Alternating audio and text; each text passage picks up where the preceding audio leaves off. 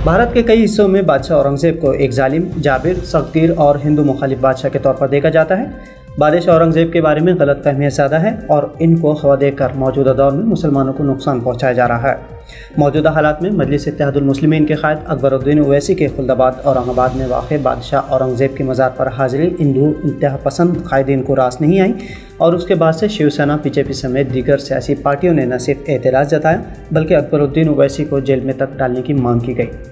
एक वक्त में औरंगज़ेब के जिसकी धाक पूरे अखंड भारत तो क्या यूरोप में भी थी। अंग्रेज़ खौफ इतना खाते थे कि एक बार साजिश नाकाम होने के बाद घुटनों पर औरंगज़ेब के सामने हाजिर हुए थे। अब उसी बादशाह की मज़ार पर हाजिरी पर भी फ़िरक़ा परस्तों को एक आंख नहीं भा रही है।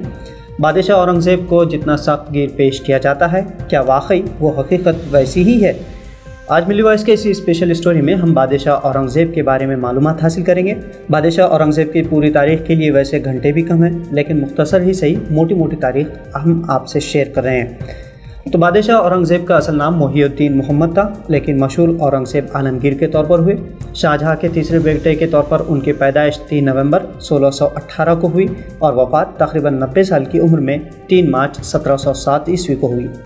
मुग़ल सल्तनत के छठे बादशाह थे कि जिनकी सल्तनत में आज के हिंदू पाकिस्तान के अलावा बांग्लादेश, नेपाल और अफ़गानिस्तान का भी हिस्सा आता है। या यूँ कहिए कि अखंड भारत पर उन्होंने राज किया। आलमगीर की वफ़ात के बाद मुग़ल सल्तनत को कोई ऐसा जानशीन नहीं मिला कि वो नई फतूहात करता, बल्कि वो अगली नस्लों ने अपनी मुग़ल सल्तनत भी नहीं बचा पाए। औरंगज़ेब ने हकीकत में हिंदुस्तान को सोने की चिड़िया बनाया। मुस्लिम दुश्मनी में अक्सर सियासतदान कहते हैं कि मुग़लों ने भारत को लूटा, लेकिन ये पूरी तरह उल्टा है। मुग़लों ने भारत को एक तहजीब दी, सभ्यता दी, यहाँ इमारतें बनवाई, उन्होंने स्वीक यानी शहरी सहूलतें भी दी। मुग़लों ने अपनी हुकूमत पर फोकस किया, कभी इसे धार्मिक नहीं बनाया। अगर धार्मिक होती तो उनके सिपा सालार से लेकर फौजी तक अलग अलग धर्मों के नहीं होते। मुग़लों ने कभी किसी धर्म को टारगेट नहीं किया, वरना मुग़ल 300 साल से ज़्यादा तक हुकूमत नहीं कर पाते। औरंगज़ेब आलमगीर के दौर में भारत दुनिया का अमीर तरीन मुल्क था और दुनिया की कुल GDP का 1/4 हिस्सा पैदा करता था, जबकि उसी दौर में ब्रिटेन का हिस्सा सिर्फ 2% था। औरंगज़ेब ने 49 साल तक 15 करोड़ अफराद पर हुकूमत की। उनके दौर में मुग़ल सल्तनत इतनी वसी हो गई थी कि पहली बार उन्होंने तकरीबन पूरे बर्र-ए-सग़ीर को अपने सल्तनत का हिस्सा बना लिया। बहुत कम लोग जानते हैं कि सिराजुद्दौला और टीपू सुल्तान पर फतह हासिल करने से भी पहले ईस्ट इंडिया कंपनी ने अपने क़िलों से साजिशें शुरू करते हुए औरंगज़ेब आलमगीर से भी जंग लड़ने की कोशिश की थी, लेकिन उसमें पूरी तरह शिकस्त खाने के बाद अंग्रेज़ सफ़ीरों को हाथ बांधकर और दरबार के फ़र्श पर लेटकर मुग़ल शहंशाह से माफ़ी मांगने मजबूर होना पड़ा था। उस वक्त अंग्रेज़ों ने मुग़लों से जंग लड़ने के लिए 1.5 लाख रुपए हर्जाना अदा किया और आइंदा साजिश न करने का वादा किया था। साथ ही बम्बई में ईस्ट इंडिया कंपनी के सदर जॉन चाइल्ड को हिंदुस्तान छोड़ने और दोबारा कभी ना आने का वादा भी किया गया था। यहाँ एक दिलचस्प सवाल ये उठता है कि अगर औरंगज़ेब अंग्रेज़ों को माफ़ी ना देते और उन्हें हिंदुस्तान से निकाल बाहर कर देते तो आज बर्र-ए-सग़ीर की तारीख़ क्या होती? आम तासुर यह है कि औरंगज़ेब एक हिंदू मुखालिफ बादशाह थे जिन्होंने अपनी सियासी अज़ाइम और ताकत के जुनून के लिए अपने भाई को भी न छोड़ा। मौजूदा हालात में महाराष्ट्र में एक झलक आपको इस तरह दिखती है कि ठाकरे फैमिली से उद्धव ठाकरे कुर्सी पर विराजमान है तो उनके भाई राज ठाकरे कुर्सी और ताकत हासिल करने के लिए तिलमिलाट में है। या यूँ कहिए कि मामला संजय गांधी और राजीव गांधी भाइयों की तरह या उत्तर प्रदेश से यादव ख़ानदान के मुलायम सिंह यादव और शिवपाल यादव की तरह ताकत के बंटवारे का था। मगर ताकतें और जहालत दलील कहाँ मानती है। औरंगज़ेब बादशाह की तस्वीर एक सख्तगीर मजहबी जहनियत वाले बादशाह की तरफ पेश की जाती है जो हिंदुओं से नफरत करता था और जिसने अपने बड़े भाई दारा शिकोह को भी अपने सियासी मफाद के लिए नहीं बख्शा। लेकिन ये सही नहीं है। इसके अलावा सवाल ये भी है कि क्या वाकई औरंगज़ेब हिंदुओं से नफरत करते थे? अगर बादशाह औरंगज़ेब को हिंदुओं से नफरत होती तो क्या उसके सिपा सालार जयसिंह होते? वो मंदिरों को हत्या देकर तामीर नहीं करवाता? एक मंदिर का मामला है जिसे तोड़ने का हुक्म दिया गया था, लेकिन उसके पीछे पूरा एक वाक़या है। नई व्हाट्सएप और इंतहा पसंदी की तारीख में मुग़ल हुक्मरानों को ख़ास तौर पर बादशाह औरंगज़ेब के रूप में एक विलन के तौर पर पेश किया गया है और ये नई तारीख लिखने वाले भी वही हैं जो अंग्रेज़ों की डिवाइड एंड रूल की पॉलिसी पर अमल करते रहे हैं और इनकी पूरी कोशिश यही होती है कि अंग्रेज़ों के बजाय भारत में मुग़ल सल्तनत को हमलावर बताया जाए और तरक्की से भटका कर अपनी गद्दी सही सलामत रखी जाए। बादशाह औरंगज़ेब मुग़लों में वो पहले बादशाह थे जिन्होंने अपनी एक बेइंतहा बड़ी सल्तनत और हुकूमत के ख़जानों के मालिक होने के बावजूद भी अपनी रोज़ी रोटी खुद कमाई।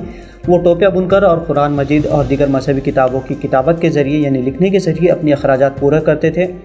غور کرنے کی بات ہے کہ کیا ایک ایسا شخص جو بے پناہ سلطنت اور زمینوں کا مالک ہو کر بھی اپنی روزی روٹی کے لیے خود محنت کا عادی ہو، اور جو راتوں کو اپنی آرام دہ اور پرتکلف اور نرم بستروں پر بھی پیٹ ٹیک کر نہیں بلکہ مسلح پر پیشانی رگڑ کر راحت حاصل کرنے کا عادی ہو، کیا وہ شخص ظالم اور جابر اور تعصب پرست ہو سکتا ہے اور محض حکومت اور سلطنت کی خاطر اپنے باپ کو نظر بند اور حقیقی بھائیوں کو تہ تیغ کر سکتا ہے؟ یہ صحیح ہے کہ اورنگزیب نے اپنے بوڑھے باپ شاہ جہاں کو نظر بند کروایا اور اپنے بڑے بھائیوں دارا شکوہ، شجاع اور مراد کو کیفر کردار تک پہنچایا۔ آخر اس نے یہ سب کیوں کیا؟ تاکہ مغل سلطنت بکھر نہ جائے۔ موجودہ حالات میں آپ دیکھ سکتے ہیں کہ معمولی کارپوریٹر ہو یا عامدار، وہ فارچونر اور محل جیسے گھر میں رہتا ہے، لیکن کیا کبھی کوئی ایسا بادشاہ بھی دیکھا ہے کہ جس کے ہاتھوں میں دنیا کی چوتھائی مالیت ہو اور وہ ٹوپی سی کر اور قرآن کی کتابت سے اپنی روزی کماتا ہو؟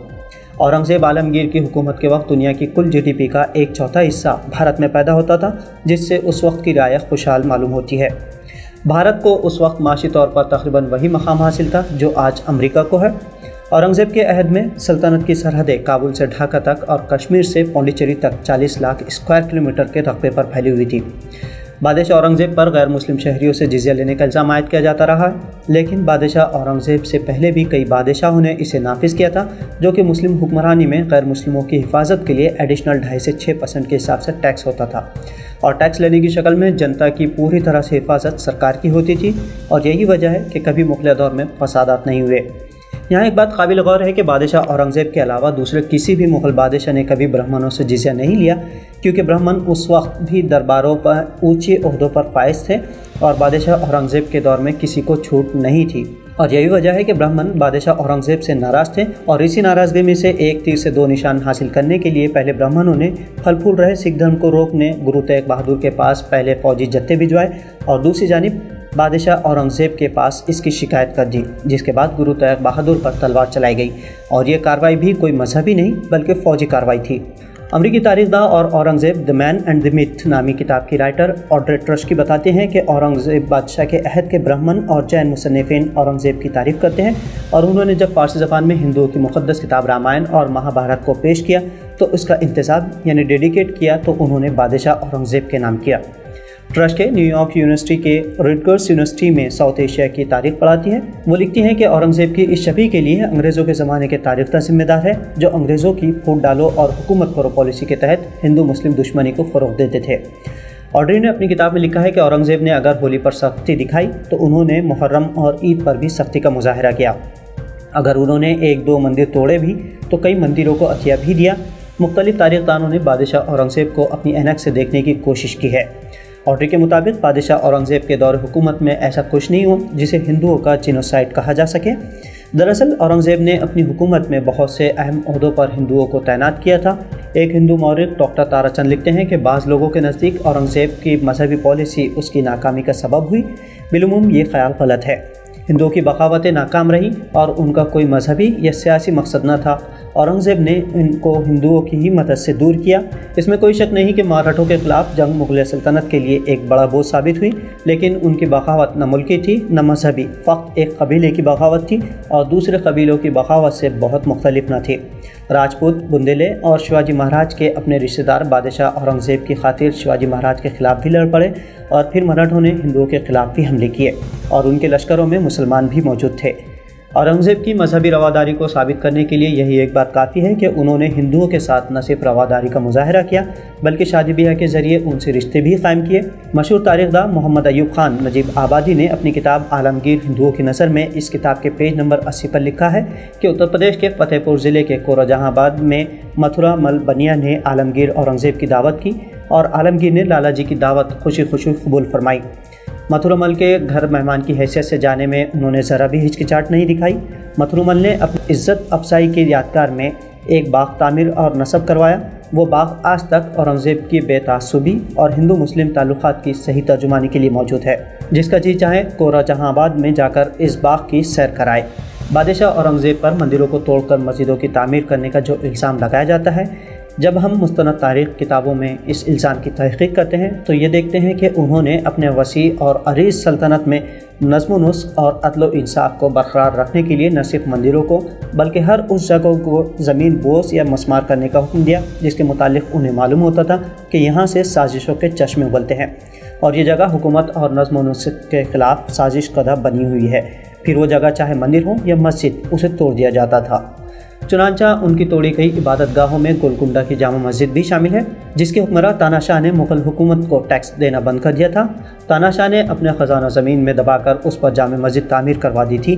बादशाह औरंगज़ेब को जब ये मालूम हुआ कि तो उन्होंने मस्जिद को गिरा कर ख़जाना निकलवाया और शाही ख़जाने में इसे जमा करवा दिया, जो आवाम के फलाही कामों में खर्च भी हुआ।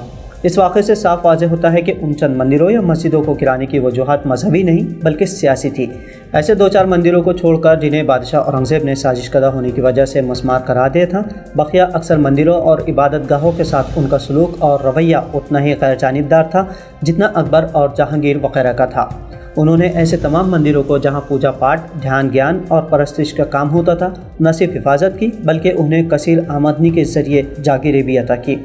इस बात की तस्दीक खुद आलमगीर के लिखे गए लेटर्स, हुक्मनामों और किताबों में भी होती है। ऐसी कई जागीरों का पता चलता है जिन्हें औरंगज़ेब ने मंदिर या गुरुद्वारों को अता किया था। उड़ीसा के साबिक गवर्नर बिशंबरनाथ पांडे या BN पांडे अपनी किताब इस्लाम एंड इंडियन कल्चर में लिखते हैं कि ये बात याद रखना चाहिए कि अरब फातेह जो रवैया मातहत कौमों के साथ बरतते थे, वो हिंदुस्तान में आकर बिल्कुल पलट गया।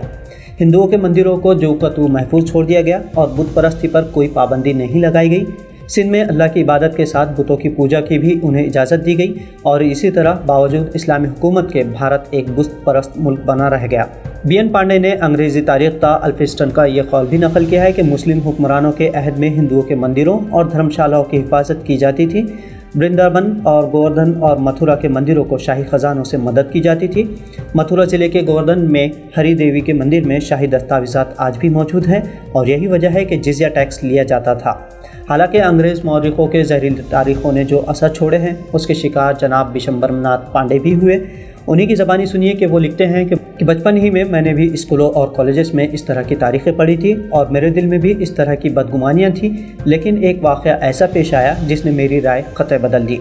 यहाँ उन्होंने अपना एक वाक़या बयान किया है कि जब वो इलाहाबाद म्यूनसिपलिटी के चेयरमैन थे और त्रिवेणी संगम के करीब सोमेश्वर नाथ महादेव मंदिर की जायदाद पर झगड़ा चला, तो उसमें औरंगज़ेब के फरमान बतौर सबूत पेश किए गए जिनमें बादशाह ने मंदिर को जागीर अता की थी। पांडे साहब को शक हुआ कि यह फरमान जाली है। भला औरंगज़ेब मंदिरों को जागीरें कैसे अता करे? नामुमकिन। वो सरतेज बहादुर सप्रो के पास पहुँचे और फरमान उन्हें दिखाए। सप्रो साहब ने कहा कि यह फरमान जाली नहीं बल्कि असली है। पांडे साहब को हैरत में डूबा देख तेज बहादुर ने अपने मुंशी को आवाज़ देकर कहा कि ज़रा बनारस की निगमबाड़ी शिव मंदिर की अपील की मुसल तो लाओ। मुंशी जी मुसल लेकर आए तो डॉक्टर सुप्रो ने दिखाया कि उसमें औरंगज़ेब के 4 फरमान हैं जिनमें मंदिरों को माफ़ी की ज़मीन अता की गई थी। उसके बाद डॉक्टर सुप्रो की सलाह पर पांडे साहब ने मुल्क भर के चंद कदीम मंदिरों के नाम लेटर्स लिखे कि अगर आपके पास मंदिरों को औरंगज़ेब या मुग़ल बादशाहों ने कोई जागीर अता की हो तो हमें फ़ोटो कापी भेजिए। चुनांचा कुछ दिन बाद उन्हें उज्जैन के मंदिर, चित्रकूट के बालाजी मंदिर, गुवाहाटी के काकया ओमानंद मंदिर, गिरनार के जैन मंदिर, माउंट आबू में दलवारा मंदिर और देहरादून के गुरुद्वारा राम रहाय वगैरह से इत्तला मिली कि उनको जागीरें औरंगज़ेब ने अता की थी। पांडे साहब लिखते हैं कि मौरिखों की तारीख के बरक्स एक नया औरंगज़ेब हमारी आंखों के सामने उभर आया। बादशाह औरंगज़ेब ने इन मंदिरों को जागीरें अता करते हुए ये हिदायत भी दी थी कि ठाकुर जी इस बात की दुआ मांगे कि उसके ख़ानदान में हुकूमत ता क़यामत बनी रहे। इन तारीख दानों के अलावा हिंदुस्तान के मारूफ सहाफ़ी और कॉलमनिस्ट खुशवंत सिंह ने हिंदुस्तान टाइम्स के अपने मारूफ कॉलम में 22 नवंबर 1984 को लिखा था कि औरंगज़ेब ने दर्जनों मंदिरों और सिखों के गुरुद्वारों को बड़ी बड़ी रकमें और जागीरें अता की थी। उसके मुहरशुदा और दस्तखतशुदा फरमान आज भी आर्काइव्स में मौजूद है। उसने अगरचे चंद मंदिर तोड़े तो कई मस्जिदें भी गिराई हैं। उसने मंदिर और मस्जिद में कोई इम्तियाज़ नहीं रखा। जब ये बात साबित हो गई कि उनका गलत इस्तेमाल किया जा रहा है, उसने अपने फरमानों में ब्राह्मणों और मठों के लिए जो इज़्ज़त अफजाई के अल्फाज लिखे हैं उन्हें बहुत कम लोग जानते हैं। हकीकत यह है कि औरंगज़ेब के दौर हुकूमत में मंदिरों, मठों और गुरुद्वारों को जितनी जागीरें अता की गई शायद किसी हिंदू राजा या महाराजा के दौर में भी नहीं दी गई हो। इस सिलसिले की अगर मुकम्मल तफसीलात जाननी हो तो मौलाना आज़ाद अकेडमी दिल्ली के जनरल सेक्रेटरी मौलाना अताउर रहमान क़ासमी की मुख्तसर ही सही लेकिन अहम किताब हिंदू मंदिर और औरंगज़ेब आलमगीर के फरामीन ज़रूर देखनी चाहिए। मौलाना ने इसमें मंदिरों और दीगर इबादत गाहों को दी गई जागीरों से मुताल्लिक़ बादशाह आलमगीर के फरमानों और लेटर्स की फ़ोटो कॉपी भी प्रिंट करवाई है। लेकिन क्या किया जाए कि इस्लाम दुश्मनी और मुस्लिम बेजारी की वजह से मौरखों ने हकीकत को बिल्कुल बदल कर रख दिया है और मौजूदा दौर में मुग़लिया सल्तनत को जालिम बताकर डिवाइड एंड रूल की पॉलिसी उस वक्त अंग्रेज़ों के मुखबिर रहे लोगों की औलाद अब बदनाम करने में लगी है।